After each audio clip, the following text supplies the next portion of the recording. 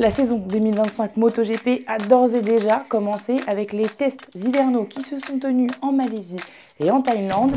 Et c'est l'heure de dresser le bilan avant le premier Grand Prix pour être au point pour le 2 mars prochain à Buriram.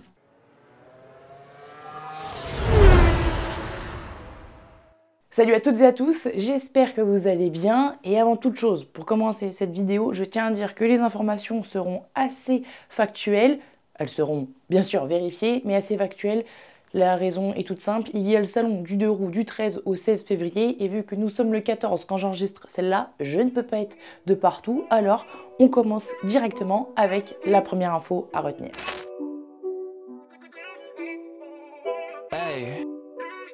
Qui a dominé ces tests? Les Ducati, grosse surprise, et principalement les frères Marquez. Bien que Fabio Quartararo était en tête du premier jour en Malaisie, c'est Franco Morbidelli le lendemain, puis Alex Marquez le vendredi à Sepang, tous deux pour rappel sur la GP24. Et enfin, celui qui a dominé les essais en Thaïlande, c'est Marc Marquez, suivi de son frère à chaque fois. Et pendant cette période, comment traiter l'information? Faut-il la prendre comme telle et se dire que nous avons d'ores et déjà les leaders de la saison? Bien sûr, il faut nuancer.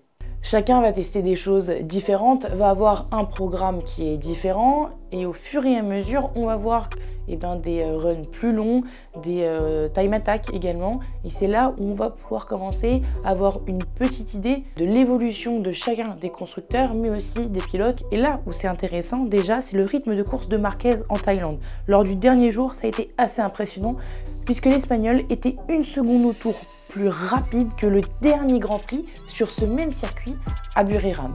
Ça témoigne de son adaptation plutôt très bonne avec la Ducati officielle. Pour prendre un autre exemple, celui de Bezzecchi a aussi été très impressionnant avec la Aprilia. Là aussi, on en parle en fin de vidéo. Il y a une nuance à faire et c'est Marini qui l'a rappelé. Il faut bien notifier que les conditions de piste pendant les essais sont assez optimales puisqu'il y a beaucoup d'adhérence à mesure que les pilotes roulent.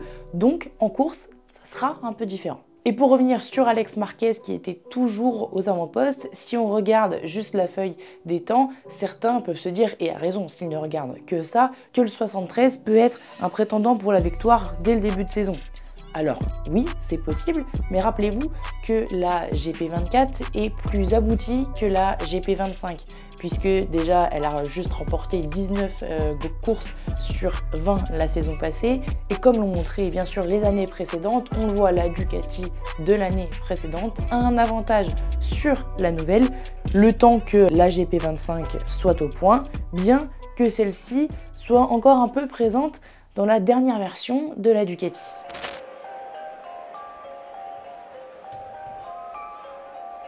Moteur de 2024 ou nouveau moteur? C'était la grande question pendant ces essais du côté de Ducati. Mais le choix a été fait, la GP25 conservera le moteur de la GP24. Pourquoi? Il n'est pas mauvais, loin de là, il est même très bon. Par exemple, la distribution de la puissance est un très bon point pour Pecco. Mais ni lui ni Marquez n'ont réussi à retrouver l'une de ses forces, le freinage. Pourquoi ne pas lui laisser le temps d'évoluer au cours de la saison? Parce qu'il n'y en a pas.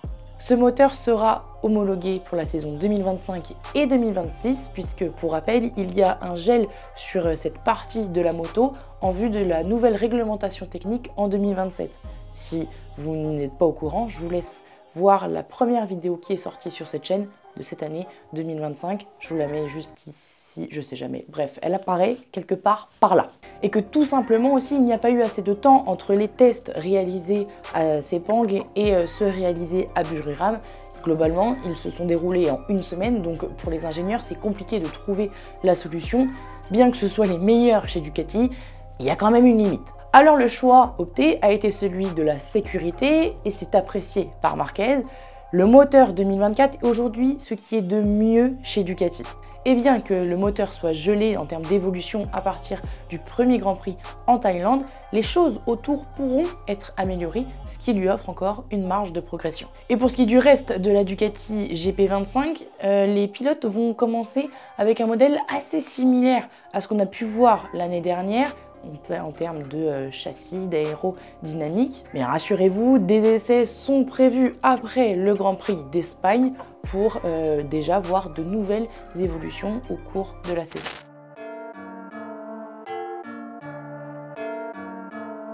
Troisième information que normalement vous connaissez, sauf si vous avez vécu dans une grotte ces derniers jours, Jorge Martin, le champion du monde en titre, s'est blessé lors de la première journée de test. Après une chute dans le virage le plus lent du circuit dû à un pneu trop froid après des études de Michelin, le numéro 1 s'est fracturé la main droite et le pied gauche, ce qui l'a rendu forfait pour le reste des tests hivernaux. Alors retour en Espagne prématuré pour se faire opérer par le fameux docteur Mir. Le numéro 1 est donc en période de convalescence et à l'heure actuelle où je tourne cette vidéo le 14 février, il n'y a pas vraiment de date retour pour Jorge Martin. Cela dit, on sait de quoi il est capable et le voir au Grand Prix de Thaïlande, comme l'a mentionné son team manager, c'est possible. D'autres pilotes se sont aussi blessés le premier jour des tests, notamment Raúl Fernandez qui est tombé très vite et qui s'est fracturé un doigt de la main gauche. Lui aussi a été opéré par le docteur Mir et fort heureusement pour lui, on l'a déjà revu lors des tests en Thaïlande, donc il est déjà opérationnel. L'autre pilote qui s'est blessé, c'est Fabio Di Giannantonio qui a chuté lors d'une célébration, lors d'un wheeling et qui s'est fracturé la clavicule gauche. C'est compliqué quand même pour l'Italien qui lui revenait aussi de convalescence. Pour rappel, il avait loupé les derniers Grands Prix de la saison dernière pour se faire opérer de l'épaule gauche. Donc ce n'est pas de très bon augure pour lui, cette nouvelle blessure, à voir quand le pilote italien retrouvera sa moto au sein de la VR46 qui pour rappel est une GP25 pour lui aussi.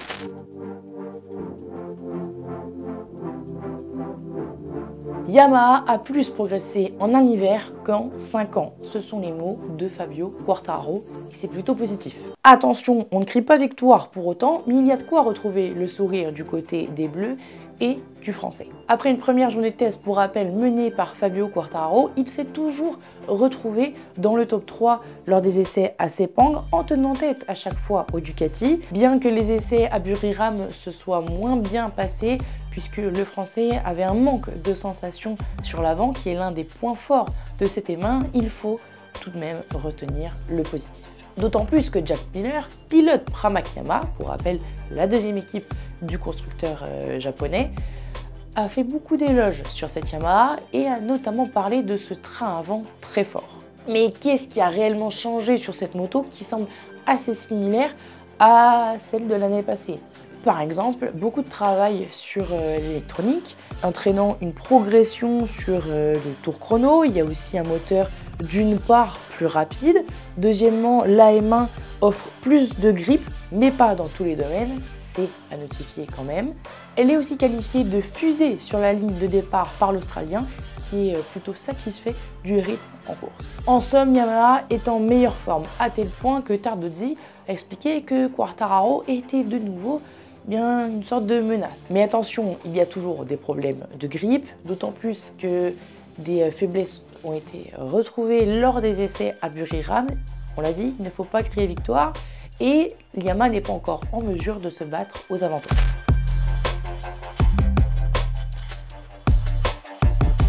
Chez l'autre constructeur japonais, les nouvelles aussi sont bonnes. Johann Zarco a expliqué que le top 10 était un objectif totalement réalisable et que rentrer directement en Q2 pouvait être quelque chose de plus facile à atteindre. On l'a aussi vu du côté de Joan Mir, c'est positif. L'Espagnol a retrouvé le sourire sur une moto qui lui cause des cauchemars depuis clairement 2 ans, sur laquelle il n'y arrive pas. Mais là, il a passé ses meilleures journées sur la Honda. Il est satisfait des progrès de cette moto, mais d'après ce que l'on comprend, il y a encore une belle marge de progression. Beaucoup de nouveautés ont été apportées avec plein de choses à tester, comme un châssis qui offrait une palette de réglage plus large. L'adhérence à l'arrière est toujours un point faible sur la Honda, mais il y a tout de même du positif, avec une moto qui tourne mieux, plus d'effets de sol aussi. D'autres faiblesses sont toujours présentes, comme la vitesse de pointe, bien que le moteur soit meilleur, et il y a toujours ce problème de vibration avec la Honda. Concernant le rythme de course, il y a encore beaucoup de progrès à faire si on tient compte du bilan des pilotes officiels Honda. En bref, oui, ça progresse du côté des Japonais, mais les autres aussi ont fait un pas en avant. Alors, Encore une fois, là, ça va être compliqué de les voir jouer aux avant-postes, mais il y a du progrès. Les concessions, ça commence à porter ses fruits.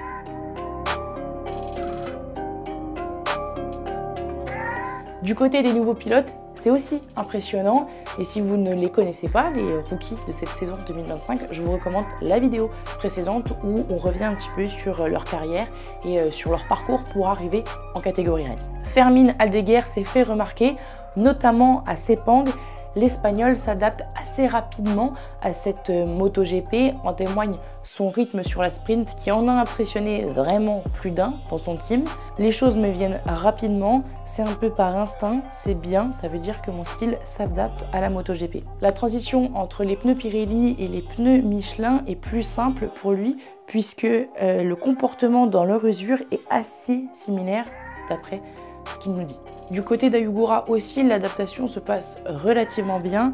Le japonais a expliqué avoir passé une étape dans l'exercice du time attack, d'avoir passé un mur. Leurs débuts en MotoGP vont être intéressants à regarder. N'oubliez pas, leur adaptation peut être très rapide, mais il se peut que leurs points forts disparaissent au fur et à mesure qu'ils évoluent dans la catégorie reine.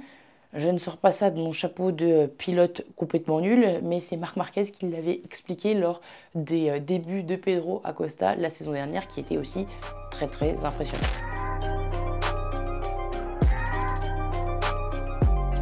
Enfin, lui n'est pas rookie, mais il a pris le relais de leader chez Aprilia à la perfection. Bezzecchi impressionne et s'adapte lui aussi très bien à sa nouvelle monture avec l'Aprilia. Il a des commentaires similaires au pilote test Savadori.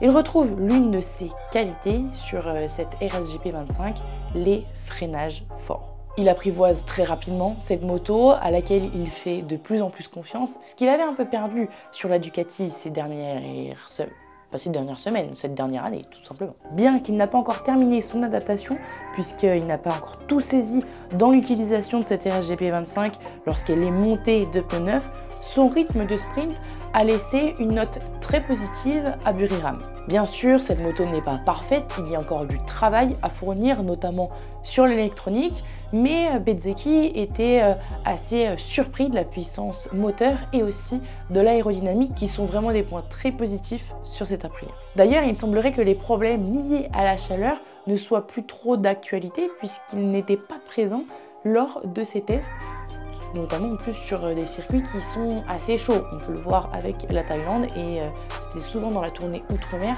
que Aprilia était victime de ces problèmes. Là, ils n'en ont pas eu, donc c'est plutôt un point positif aussi. Donc malgré un début catastrophique avec 2 pilotes sur la touche, la moto est, elle, bien en forme. C'est la fin de cette vidéo, n'hésite pas à me dire en commentaire ce que tu en penses et à la liker, me dire aussi comment tu as perçu ces tests hivernaux. Je vous souhaite une agréable journée.